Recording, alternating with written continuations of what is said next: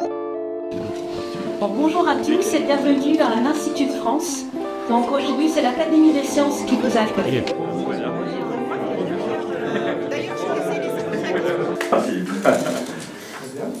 Première table ronde sur la conformité réglementaire et la responsabilité sociétale. Je vais demander à Antoine Valk de la Française, Lucie Pernet d'Adaltis et Philippe Durand de Faraday de bien vouloir nous rejoindre. Alors, nous avons vu dans l'étude que vous a présentée Pierre-Marie que la conformité, les exigences réglementaires étaient le premier facteur qui amenait les gestionnaires d'actifs à se poser sérieusement la question du PV en autoconsommation. Donc, nous pensons qu'il était indispensable d'avoir justement un premier éclairage sur quelles sont vraiment ces exigences réglementaires, d'où viennent-elles, vont-elles se durcir, sont-elles munies de pénalités, bref, quel est le cadre applicable dans ce domaine? Bonjour, Lucie Pernet du cabinet Adaltis. Alors, j'ai que quelques minutes pour vous présenter ce cadre réglementaire, donc évidemment, on ne pourra pas rentrer dans les détails de tous ces sujets. Mais brièvement, l'objet de mon intervention, ce sont les obligations réglementaires qui ont pour objet et qui auront probablement pour effet d'accélérer le déploiement des projets photovoltaïques en autoconsommation. Et donc, il y a effectivement la loi APER, qui sont en fait des obligations de solarisation des bâtiments et des parkings, que vous connaissez tous probablement.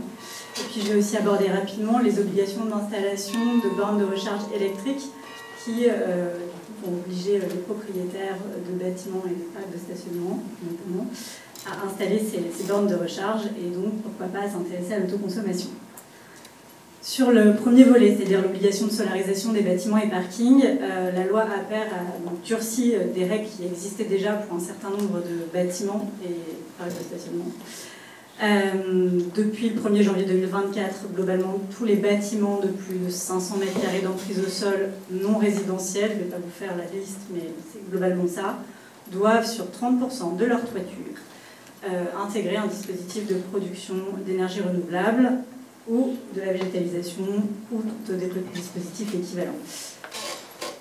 On passe à 40% en 2026, à 50% en 2027, et au 1er janvier 2028, cette obligation elle est étendue en théorie aux bâtiments existants. C'est-à-dire qu'il va y avoir une obligation de mise en conformité des bâtiments existants qui vont devoir installer sur leur toiture, avec des caractéristiques et selon des modalités qui ne sont évidemment pas encore définies, ce type de panneaux photovoltaïques.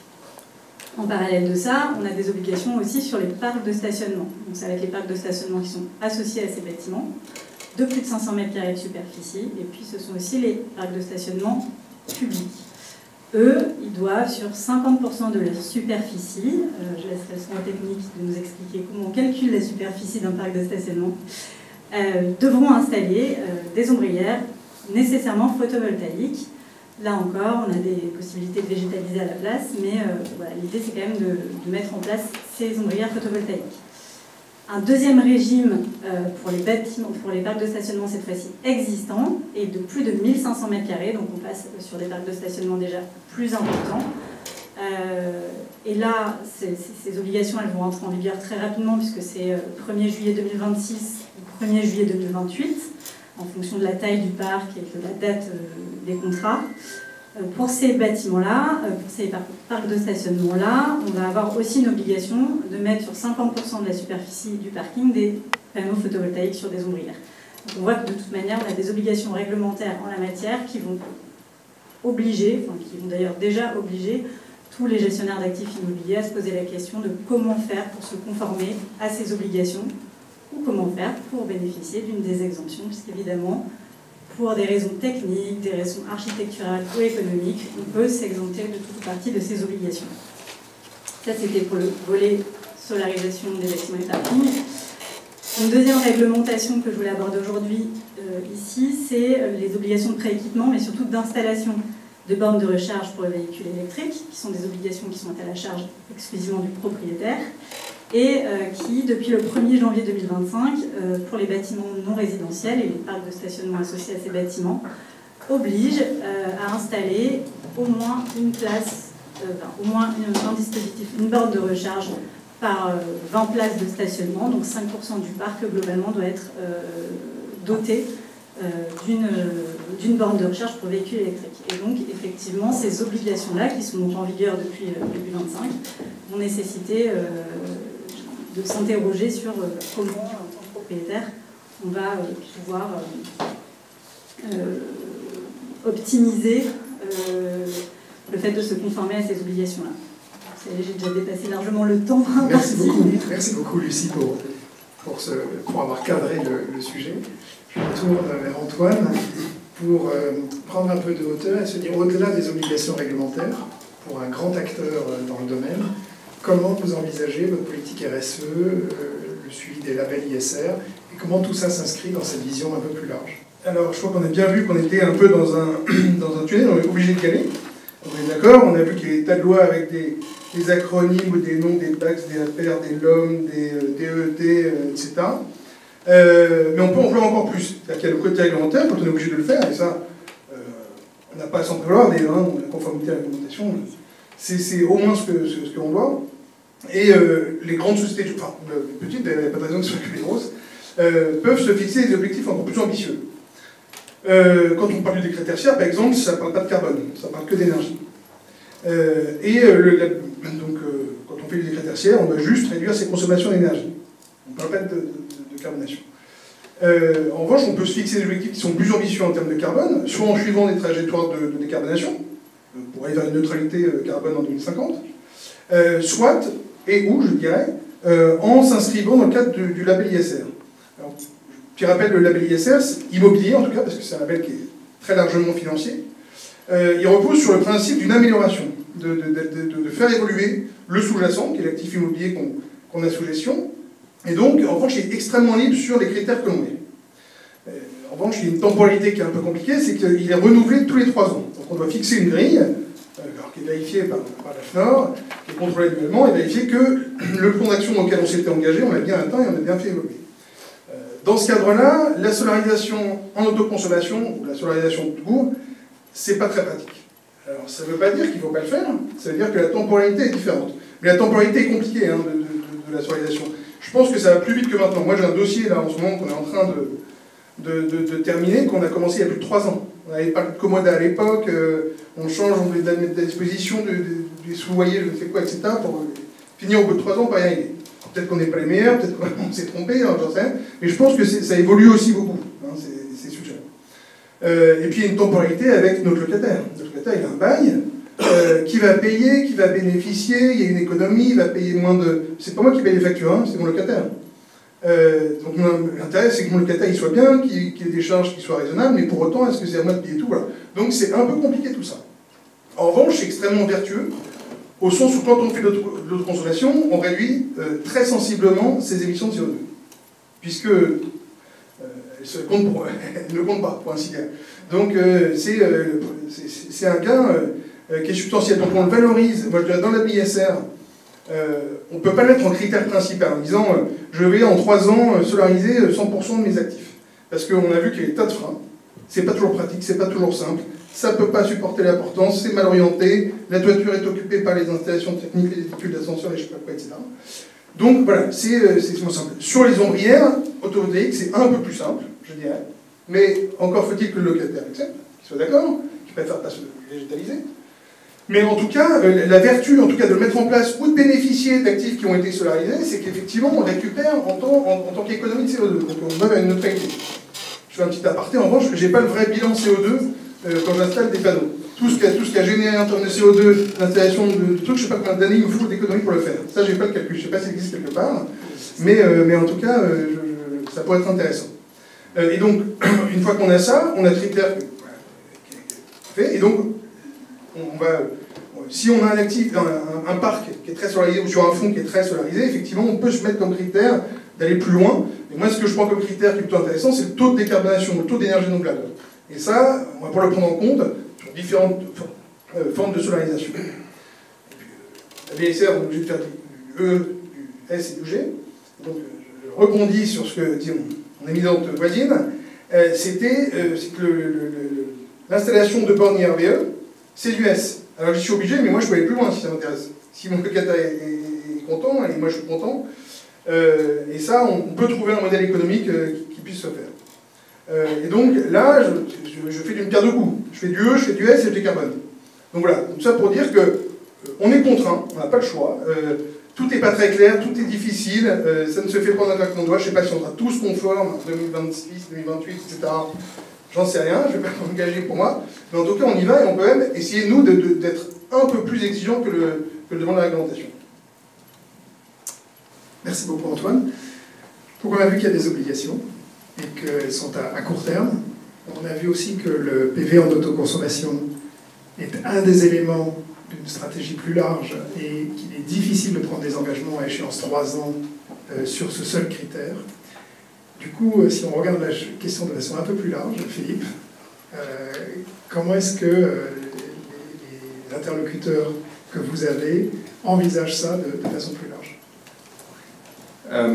Déjà, je voudrais rebondir sur ce que vous venez de dire. Là. Vous avez parlé de complexité. Voilà. Et c'est vrai. C'est une réalité. Il ne faut pas se dire que faire un projet photovoltaïque en France, c'est simple. Non, c'est un parcours semé d'embûches. Et c'est aussi pour ça que Faraday ou d'autres sociétés spécialisées en la matière existent. C'est parce que on a des gens chez nous qui ont déjà dans leur carrière glissé sur quelques pots de banane et qui aujourd'hui trouvent les solutions, ont les solutions pour pouvoir les éviter et faciliter ça, faciliter la vie des clients, permettant de se concentrer sur ce que j'appelle leur cœur de métier, voilà, et le cœur de leur activité. Quand on mène un projet photovoltaïque avec nos clients, je dirais qu'il faut effectivement prendre de la hauteur et il faut se projeter. Voilà, c'est pas toujours simple. Sébastien parlait de la durée de vie d'une installation solaire photovoltaïque qui est garantie jusqu'à 30 ans, etc. Donc on se projette sur du très très long terme. Donc il faut avoir il y a plein de bénéfices, il y a des difficultés aussi. Un des bénéfices majeurs qu'il ne faut pas occulter, c'est la valorisation du foncier. Voilà, on parle d'actifs. Quand on met une installation photovoltaïque sur un actif, cet actif prend mécaniquement de la valeur. Et ça, sur la longue route, c'est quelque chose qu'on est convaincu qu'on retrouvera. Le projet, il ne doit pas être restrictif. Donc, voilà, une installation photovoltaïque, c'est bien, mais il faut voir toute la valeur qu'on peut créer autour en rajoutant des services complémentaires qui sont liés à l'usage présent ou futur potentiellement du bâtiment. Alors, on parle de borne de recharge, la loi LOM l'impose. Au-delà de ça, c'est une démarche sociétale. De plus en plus de véhicules sont électrifiés et ça nécessite de plus en plus d'installations pour permettre de recharger ces véhicules-là. On peut parler de batterie. Aujourd'hui, la batterie, c'est un sujet qui arrive, qui prend de l'ampleur, qui va commencer à prendre de l'ampleur, qui amène tout un tas de services complémentaires qu'on peut intégrer autour d'une installation photovoltaïque. On peut aussi aller encore plus large. Si dans le bâtiment, dans les usages, il y a des installations de chauffage qui sont vieillissantes, qui utilisent des énergies fossiles, pourquoi pas associer, intégrer dans les consommations un système de pompe à chaleur qui va avoir un COP qui va être beaucoup plus favorable que l'installation d'une chaudière gaz par exemple ou que sais-je encore, et qui va vraiment être très cohérent avec une installation photovoltaïque en autoconsommation. Voilà, donc le besoin impérieux, c'est vraiment d'arriver à se projeter sur ce qu'on veut faire sur le bâtiment, c'est pas simple. Après, on est là aussi pour accompagner cette réflexion, pour essayer de poser les bonnes questions et d'accompagner tous les gestionnaires d'actifs et les industriels, les entreprises, à se projeter, à se poser les bonnes questions pour arriver à trouver la solution qui soit la plus créatrice de valeur pour elles. Merci beaucoup Philippe. On va ouvrir à une ou deux questions. Je vais simplement rappeler la question que vous aviez tout à l'heure, si vous pouviez l'adresser. Alors, oui, c'était Eurocommercial sur le fait de pouvoir livrer en autoconsommation plusieurs consommateurs sur le site, okay, et d'avoir quelque chose qui ne passe pas par le réseau. C'est là que ça devient un peu complexe, mais c'est là aussi que ça devient intéressant, et c'est là que ça devient vertueux. Oui. Et aujourd'hui, ça fait augmenter fortement les CAPEX, enfin, ça fait augmenter l'investissement de façon colossal, puisqu'il faut aller dédier chaque peigne de photovoltaïque à une installation.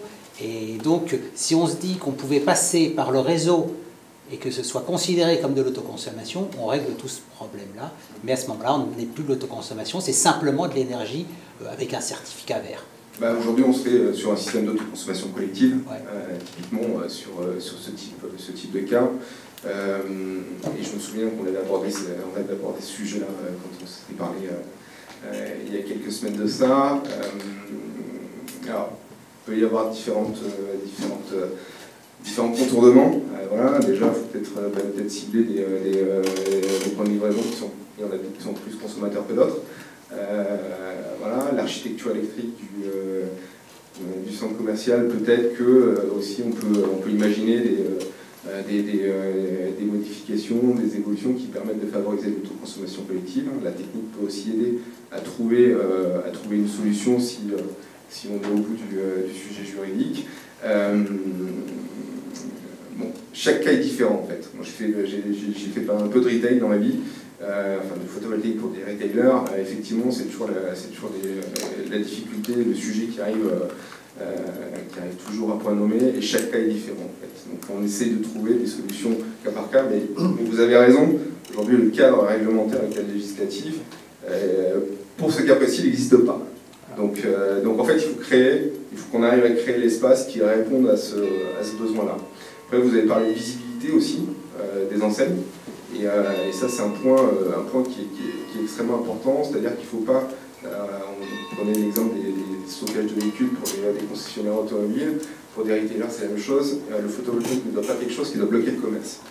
Okay, donc la visibilité de l'enseigne, c'est un sujet qui est fondamental, donc là après, on imagine tout, on essaie de faire des positionnements en fonction de là où l'enseigne doit se voir, là où elle doit moins se voir.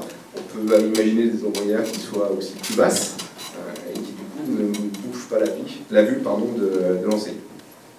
Juste sur le principe, je ne sais pas si c'est applicable au cas d'espèce, pour certains de nos clients industriels, comme il n'y a pas de solution, ça se résout par une double approche, c'est-à-dire à la fois un contrat en autoconsommation individuelle et des surplus qui se passent en autoconsommation collective, qui là passent par le réseau, se prennent des taxes de réseau, mais qui permettent quand même de valoriser le surplus mieux que si on le vendait à EDF ou des d'achat, et de sécuriser des industriels ou des clients dans l'environnement qui bénéficient de cette électricité à tarif là aussi stable et prévisible dans la durée. Donc c'est parfois le panachage des solutions qui permettent de contourner aujourd'hui la difficulté juridique.